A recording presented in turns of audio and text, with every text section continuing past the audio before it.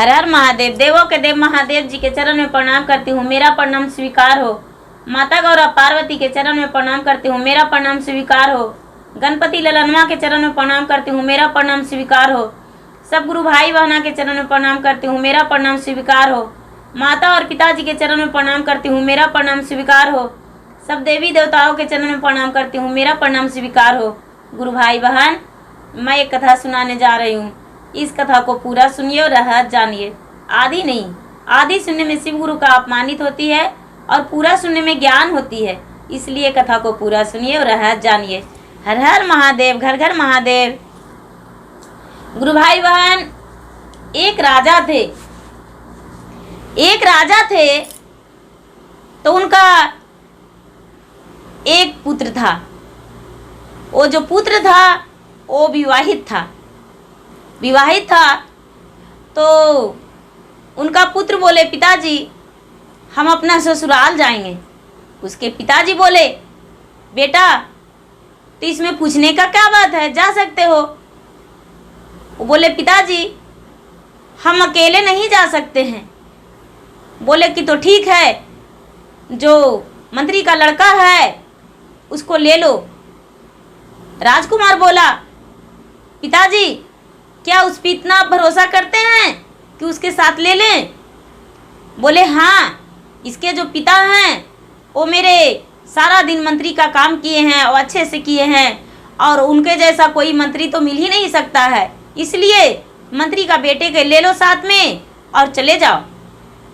वो जो राजकुमार था गुरु भाई बहन, वो मंत्री का बेटा का साथ में ले लिया और साथ में ले लिया और चल दिया। दोनों अपना अपना घोड़ा से जाने लगा। चलते चलते चलते चलते जब बीच रास्ता में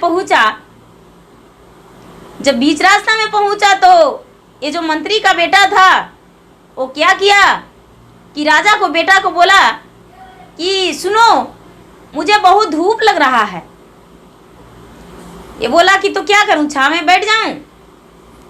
ये बोला मंत्री का बेटा, हाँ बैठ जाओ, मुझे चलने का मन नहीं कर रहा है अब धूप में। दोनों घोड़े को बांध दिए वृक्ष में और दोनों घोड़े के बांधकर और वृक्ष के नीचे सो गए।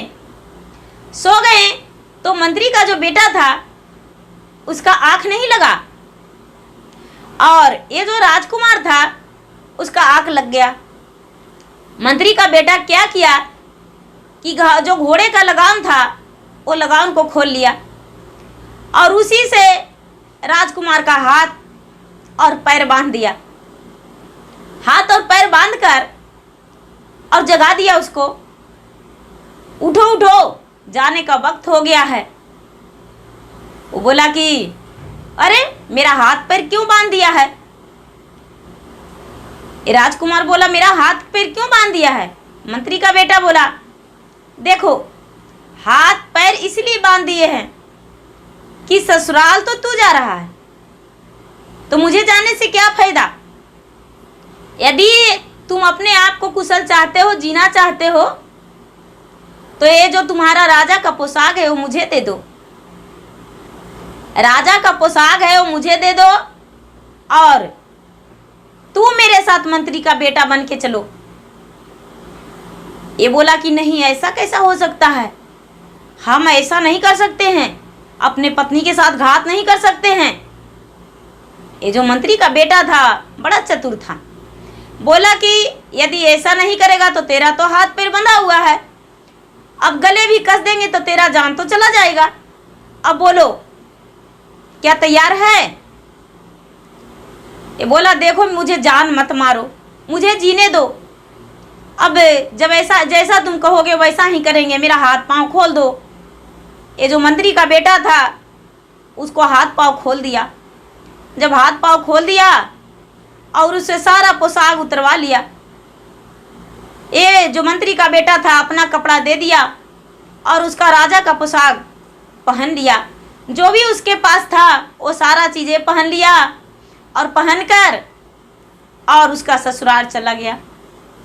उसका ससुराल चला गया तो अब तो इसका तो नौकर की तरह स्वागत हुआ। जो उस घर का जमाई था उसका नौकर की तरह स्वागत हुआ, और जो उसके नौकर था साथ में उसका एक राजा की तरह स्वागत हुआ। जब राजा की तरह स्वागत हुआ तो ये बहुत अंदर से जल रहा था, अंदर से जल रहा था।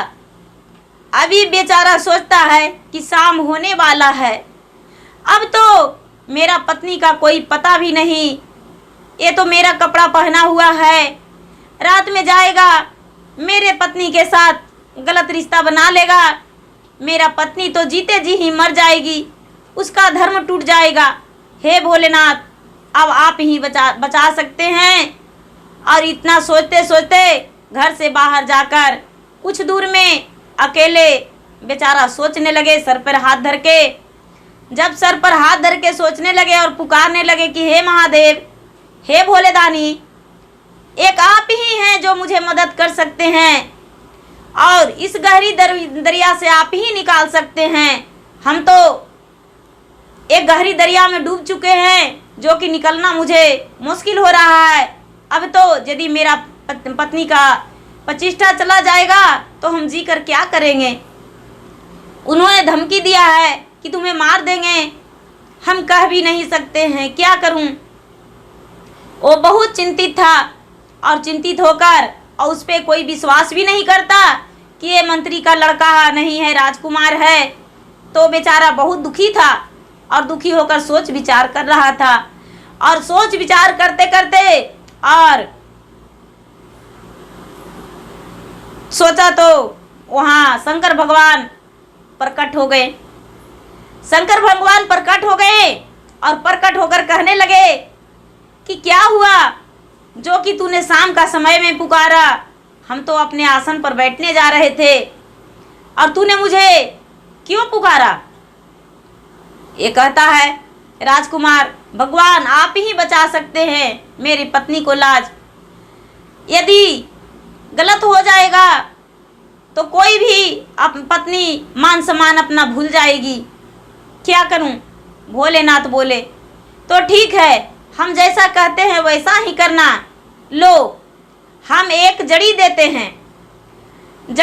हैं और जाना घर में और इसे जड़ी को नीचे धरती पे रख देना और बोलना, हे भोलेनाथ का जड़ी,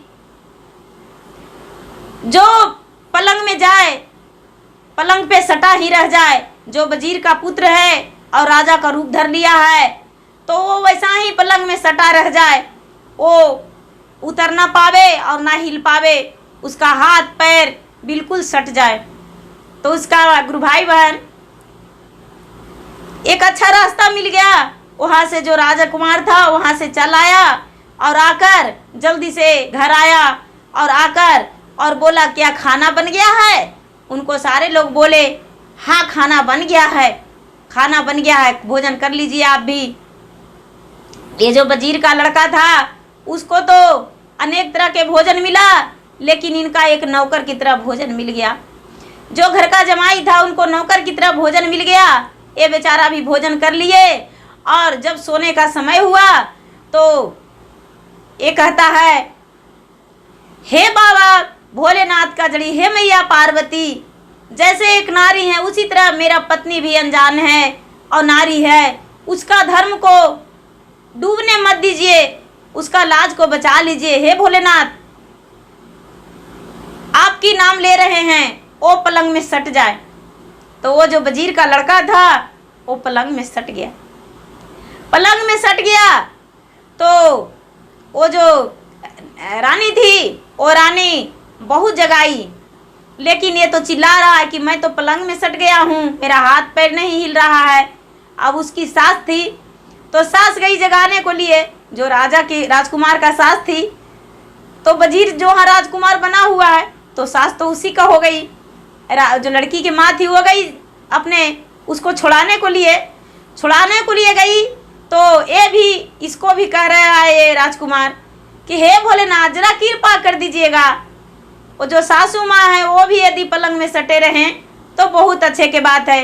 ये जगाने गई तो ये भी बेचारी सट गई, और जब ये भी सास भी सट गई तो वहाँ पूरा हंगामा हो गया कि क्या हुआ क्या हुआ। वो जो लड़की थी वो पलंग से नीचे उतर गई, पलंग से नीचे उतर गई और कहती है कि हम पलंग पे नहीं सोएंगे, हो सकता है कि हम भी सड़ जाएं, हम नहीं सोएंगे। इस बात रात्रि में ही राजा के भी पता चला। जब राजा भी गए उनके हटाने को लिए, पलंग से छुड़ाने को लिए अपने पत्नी को, तो राजकुमार बोला, हे भोलेनाथ, ये राजा भी उसी पलंग में सट जाए तो बहुत अच्छा के बात है। अब राजा भी वैसा ही सट गए। अब तीनों, एक तो पलंग पे लेटा हुआ है और दो पलंग से नीचे, वो दोनों सटा हुआ है। पूरा वहाँ गांव में चर्चा फैल गया। सुबह होते ही जब गांव में चर्चा फैल गया तो सारी लोग बहुत मजाक उड़ाने लगे कि अरे उनको ही तो पलंग सटवा है, पता नहीं क्या हुआ है जो पलंग में सट रहा है। और ये जो राजकुमार था वो बोला कि अरे हम तो पलंग में नहीं सट रहे हैं, इन लोग कैसे सट जाते हैं। ये जो सच्चे में राजकुमार था वो तो वजीर का लड़का था, लेकिन राजकुमार का रूप था। जो सच्चे राजकुमार था वो पलंग में नहीं सट रहा था, क्योंकि वो तो ऐसा सोचता ही नहीं था। अब सारे लोग बोले कि देखिए ऐसे तो कुछ नहीं कर सकते हैं, लेकिन आप तांत्रिक को बुलाइए, ब्राह्मण को बुलाइए, पोथी पत्रा दिखाइए। राजा अपने सैनिक से ऑर्डर दिए कि जाओ ले आओ ब्राह्मण को। तो कुछ लोग बोले कि देखिए ब्राह्मण से अच्छी जानकारी उनकी पत्नी का है, ब्राह्मण की जो पत्नी है उनको थोड़ा ज़्यादा जानकारी है, इस चीज़ के बारे में ज़्यादा जानते हैं। और वो ऐसा कह के और ब्राह्मण को, पत्नी को बुलाने गए सैनिक लोग। जब सैनिक लोग बुलाने गए तो ब्राह्मण की पत्नी आई तो देखी कि अच्छा ठीक है, हम देखते हैं। वो उसको बैठने को लिए एक मचिया दे दिया गया, एक मचिया दे दिया गया। तो ये सोचते हैं राजकुमार कि तो इनका ब्राह्मणी आए हैं तो इनको कैसे बिना खातिरदारी किए हुए छोड़ दीजिएगा भोलेनाथ, ये भी इनको ऐसा कीजिए कि इनमें मचिया सटा हुआ रह जाए। ये मचिया जब खड़ी होवे तो इनका साथ साथ मचिया भी उठ जाए। अब वो जो ब्राह्मणी बैठी तो उठने लगी तो उसके साथ मचिया सट गया। जब मचिया सट गया तो बेचारी ब्राह्मणी सोचती है कि अरे ये तो मुझसे होगा ही नहीं। वो क्या कि बेचारी वो कहने लगी, देखिए राजा साहब, आप सटे हैं जो सटे हैं, आपकी पत्नी सटी है, वो तो राजकुमार सोया हुआ है, अब हम जा रहे हैं राजा साहब। वो बेचारी पीछे पीछे घर से भागती आई और भाग के अपना बाहर आ गई, अपना घर में आ गई और मचिया को छुड़ा रही है। तो मचिया तो छूट ही नहीं रहा है। वो छूटता कैसे, वो तो भोलेनाथ का वरदान था। और जब एक जो रानी थी, लड़की राजकुमारी, वो सोचती है कि ये सब हो रहा है कैसे। तो जब इसके पास आया, जो वजीर का लड़का बना हुआ था, उसके पास आया, नौकर के पास, तो इसको देखा तो बोला कि अरे आप यहाँ पे हैं तो मेरे साथ वो कौन है, मेरे साथ वो जो मेरा पति नहीं है। एक कहता है, देखो यदि तुम्हें लीला देखना है तो देखते रहो, चुपचाप रहो, किसी से कुछ मत कहना। हाँ, हम तुम्हारे पति हैं, हम राजकुमार हैं, उन्होंने मुझे ऐसा करके और मेरा राजा का पोशाक ले लिया है और मुझसे छल करके तुम्हारे साथ रहना चाहता है, तुम्हें ले जाना चाहता है, इसीलिए हम कुछ नहीं बोलेंगे, चुपचाप रहना। ये जो राजकुमारी थी वो सच जान गई। अब उसके पास भी नहीं गई और उससे बात भी नहीं करने लगी और अपने पिता को कहती है, पिताजी आप तो सट गए हैं तो हट नहीं रहे हैं, आखिर ऐसा क्या हुआ। बोलते हैं कि देखिए जाइए, सारा लोग बोले कि देखिए ऐसा कीजिए, ब्राह्मण को बुला लाइए। वो ब्राह्मण आए, ब्राह्मण को बुलाने गए। ब्राह्मण देवता जो थे पूजा करवा के आ रहे थे, अपना झोली पोथी लेकर माथे पर करके। सारा लोग बोले कि नहीं नहीं, पहले राजा साहब के घर चलिए, राजा साहब का घर में सटवा का बीमारी लग गया है। सारा लोग जो भी जाते हैं वो पलंग सटवा बन जाते हैं, पलंग में सट जाते हैं, इसीलिए आप चलिए, क्या कारण है जो राजा साहब के पलंग में सट जाते हैं सब, चलिए। राजा साहब के जमाई बाबू आए हैं, वो भी पलंग में सट गए हैं, राजा साहब सट गए हैं, उनकी पत्नी सट गए हैं। सारा लोग इनका हंसी मजाक ठिठोली कर रहे थे। जब ब्राह्मण आए तो वहाँ पर आए तो वो झोला लिए हुए और आंगन में गए। तो ये कहता है, जो राजकुमार था, जो नौकर बना हुआ था राजकुमार, वो कहता है हे भोलेनाथ, जो ब्राह्मण आया है उसका तो थैली सिर पर ही है, उसका थैली लिए हुए यदि सट जाता तो बहुत अच्छा का बात था। हे भोलेनाथ का जड़ी, उसी तरह इसका माथे पे सटा हुआ रह जाए थैली, अब ब्राह्मण का हाथ भी दोनों उसी तरह रह जाए, पकड़ ले तो बड़ी अच्छा लगता। अब ब्राह्मण का हाथ दोनों सिर पे वैसा ही झोले पकड़े हुए रह गया, सट गया। अब ब्राह्मण कोशिश कर रहे हैं कि हम अपना झोला को उतार ले, लेकिन झोला कैसे उतरता जब वहाँ तो सट गया। अब ब्राह्मण कहते हैं देखिए मुझसे ये सब नहीं होगा, हम घर जा रहे हैं। अब सारा लोग कह रहे हैं ब्राह्मण देवता भागे क्यों जा रहे हैं, आखिर कारण क्या है वो बताइए। ब्राह्मण देवता रुक जाइए, लेकिन ब्राह्मण देवता अपने हाथ सटे हुए लेकर और चल गए अपना घर।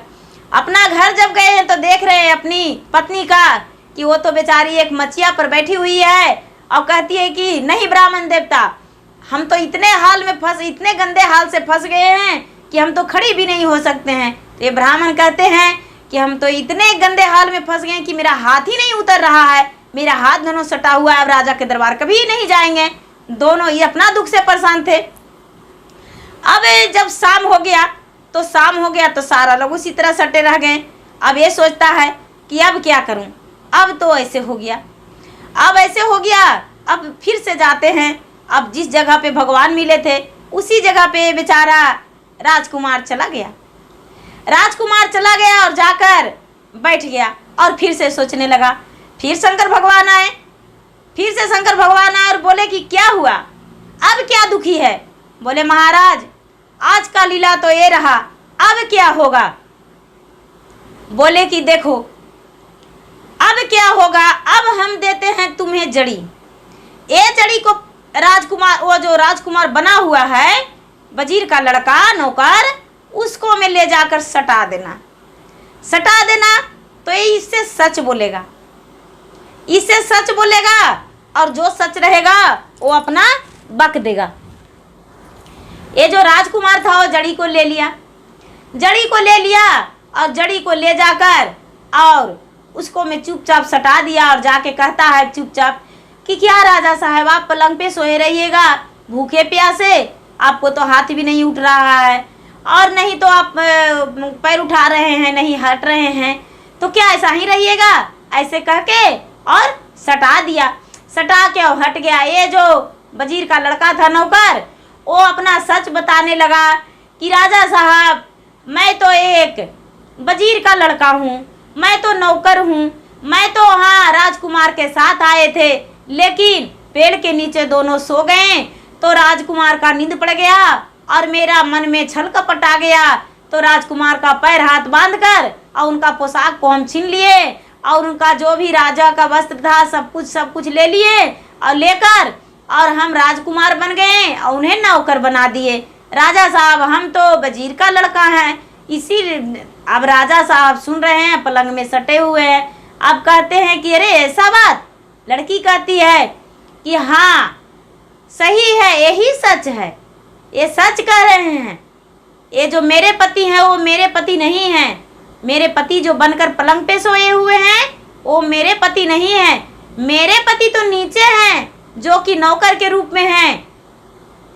अब राजकुमार कहने लगे कि हे भोलेनाथ आपने तो बहुत अच्छा किए कि लाज को बचा लिए, धर्म को बचा लिए, नहीं तो आज तो मेरा धर्म चला जाता, मेरा बेटी का प्रतिष्ठा चला जाता, इससे बड़ा धर्म बचाने वाला कौन हो सकता है। हे भोलेनाथ आपने बहुत दयालु हैं और आप बहुत बड़े कृपा किए कि जो मेरे बेटी का लाज बचा लिए और मेरा बेटी का तो आज घर उजड़ जाता, घर उजड़ने के साथ साथ कि संसार का एक पत्नी एक स्त्री का नहीं पूरे संसार का प्रतिष्ठा आज चला जाता। हे मैया पार्वती आपने आज जो किए वो बहुत बड़े काज किए। अब ये कहते हैं हे भोलेनाथ अब मुझे ऐसा कीजिए कि मेरा हाथ पांव यहाँ से छूट जाए। ये जो राजकुमार था वो जड़ी से बोला हे भोलेनाथ का जड़ी, वो तो पलंग में सट गए हैं राजा, लेकिन राजा हट जाएं तो राजा छूट गए, उनकी रानी छूट जाए तो रानी छूट गया। अब ये जो है बोले कि ये जो वजीर का लड़का है नौकर, वो भी हट जाए पलंग पर से, अब इसका थोड़ा स्वागत हो जाता तब बड़ी अच्छा था। अब राजा के हाथों में आ गया, राजा से स्वागत करवा दीजिए। अब राजा के हाथों में आ गया ये जो नौकर था, राजा के हाथ में आ गया। राजा साहब क्या किए कि अपने सैनिकों से कह के और उसको पूरा खातिरदारी किए, इतना बढ़िया से खातिरदारी करवाए, इतना स्वागत करवाए कि उनका शरीर थोड़ा सा काम नहीं कर रहा था। इतना डंडे गिरा, इतना डंडे गिरा कि पूरा बाप बाप चिल्लाने लगा। और राजा साहब क्या किए कि मरवा पिटवा के और उसको कारागार में बंद कर दिए, कारागार में बंद कर दिए। और अपना जो उसके जमाई थे उसको राजा का पोशाक दिए और उनका बहुत स्वागत से खातिरदारी किए और अपना बेटी को अपने राजकुमार के साथ, अपने दामाद के साथ विदा कर दिए।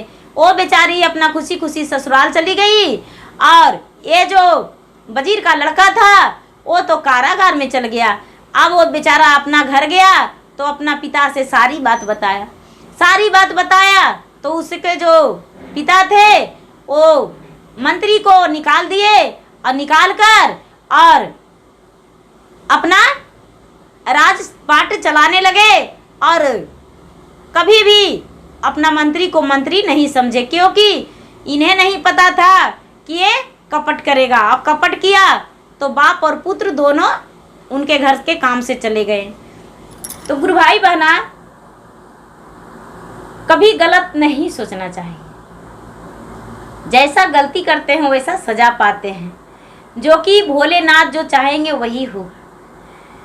एक स्त्री का प्रतिष्ठा पर आँच नहीं आनी चाहिए।